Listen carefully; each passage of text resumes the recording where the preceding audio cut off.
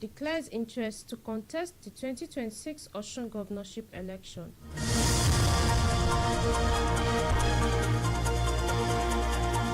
Bauchi resident seeks to introduce school feeding program. Now the news in full.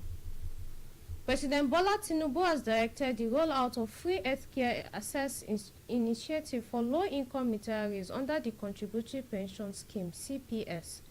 The President gave the directives after receiving a briefing from the Director General of National Pension Commission (PENCOM), Omolola Olowo-Raron. Special Advisor to the President on Information and Strategy, Bayo Onanuga, in a statement said the initiative is a critical complement of social protection and dignity in retirement. The Director General of PENCOM has been mandated by President Tinubu to resolve the long-standing police pension issue, stating that members of the police force who serve and protect the nation deserve to retire with dignity and peace of mind.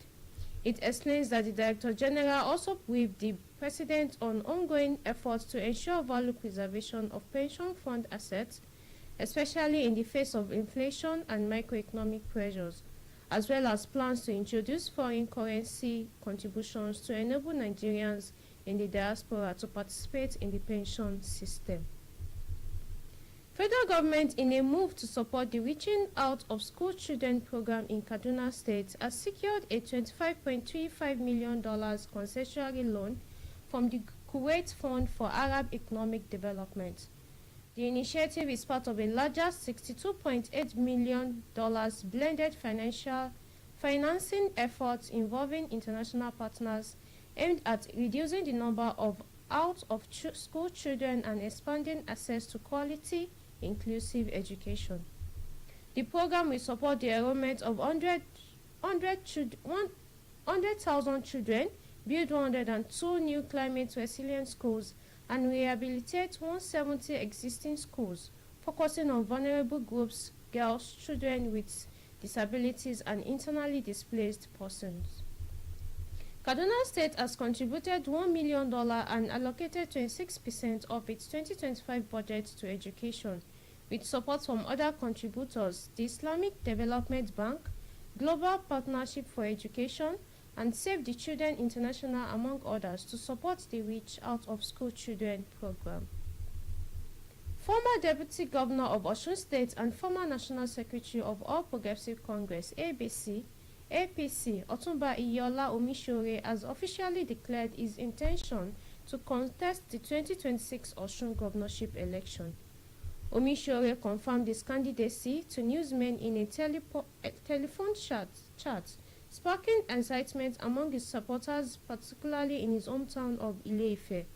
Honorable Bukola Ojoade, representing the Ile-Ife political family, described Omishore as a competent, compassionate, and visionary leader, pointing to his service as deputy governor from 1999 to 2003 and two-term senator for Osun East from 2003 to 2011.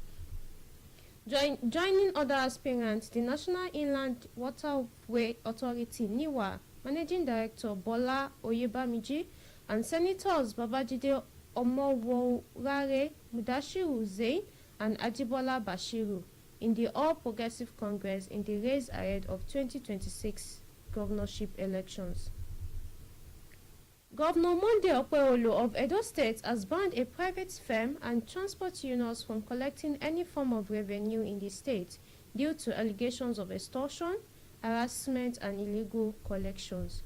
The affected groups, allowed to support the state revenue service under strict conditions, were found to have violated the terms. According to the state government, their actions is a sabotage to the economy.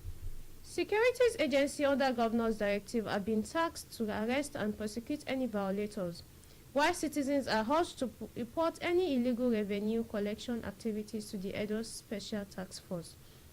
The move is part of broader efforts to restore order, eliminate exploitation in the transport sector, and rebuild public trust. This is Vicinity 95.3 FM, Ikejile, Ijesha.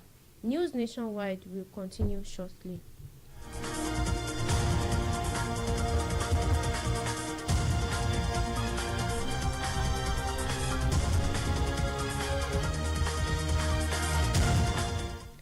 for staying tuned. For news updates and live streaming, visit our website at vicinity953fm.com.ng. You can also follow us on all our social media platforms on Facebook, YouTube and TikTok at Vicinity 95.3 FM. For breaking news around you, send us an email at vicinitynewsroom@gmail.com or call 081 4365 8302.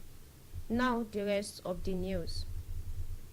Residents of Bauchi State have called on the government to reintroduce the homegrown school feeding program, citing its positive impact on school enrollment, learning outcomes and the local economy, noting that the initiative has significantly revitalized public primary education.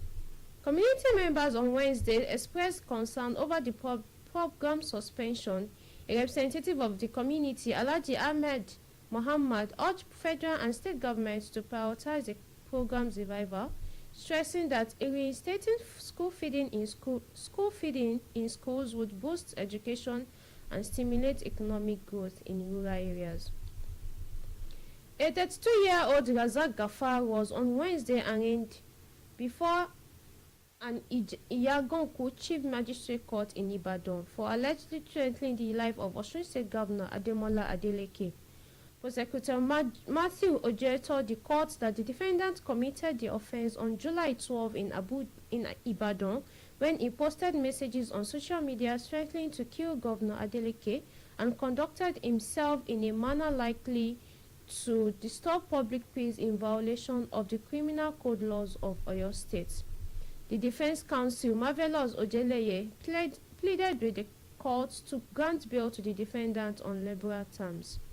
Chief Magistrate Olabisi Ogunkomi granted Gafar bail of 2.5 million naira with two sureties. One of the sureties must own a landed property while the other must be a blood related of the defendant. The case was adjourned to November 13 for hearing. President Bola Tinubu has mourned the passage of Doyin Abiola. She passed on August 5 at the age of 82, widow of the acclaimed winner of the June 12, 1993 presidential election, Chief MKO Abiola, and former managing director of the National Concord newspaper. In his condolence message to the family, Tinubu said she broke the gender barrier, becoming the first woman to edit a national newspaper. Ogun State Governor Dapo Abiodun has also expressed deep sadness over the demise of Dr. Doyin Abiola, reflected on her life. Dr. Abiola, in a phase of political turmoil, exemplifies the spirit of resilience as she provided support and stood steadfastly by her husband, Chief MKO Abiola, during his trying moments. Governor Abiodun said the thoughts and prayers of the people of Ogun State are with the families and friends of Dr. Doyin Abiola. He admonished them to continue to uphold their ideals and strive for the principles she believed in. A bit of sport. The 2025 Nigerian Professional Football League (NPFL) Youth League is shaping into a close contest between Remo Stars and Ikorodu City, who are tied on points after match day 2, with Remo Stars leading on goal difference. Despite the intense competition, Remo Stars coach Ajobolade Olumide says his focus is on player development rather than league standings. He views the challenge from Ikorodu City as a welcome test for his team's progress. The teams will resume action on Thursday for match day 3. To end news nationwide, another look at the headlines.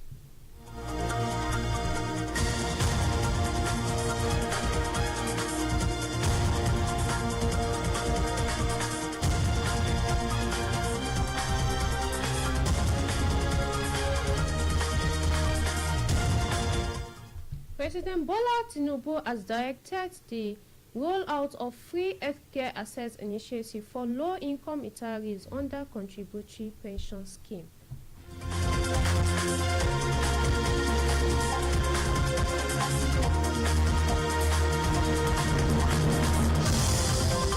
With told you that former Deputy Governor of Osun State and former National Secretary of the All Progressive Congress (APC), Otunba Iyola Omishore, has officially declared his intention to contest the 2026 Osun governorship election.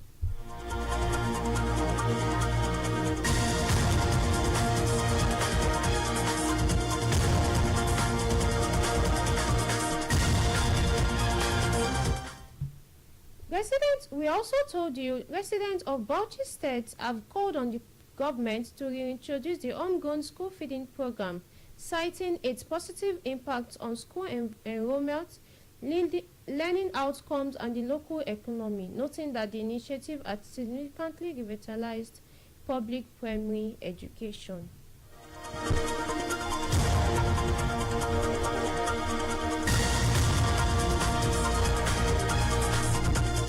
Just before we go, the last line.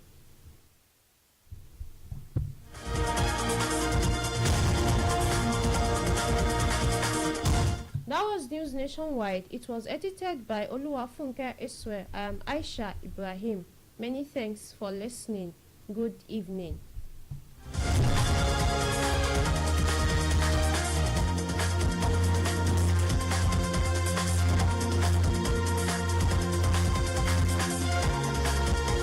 We are your connection to the sounds that surround you. I'm a dog, but hit music belongs here. I got the keys to the city. I need that.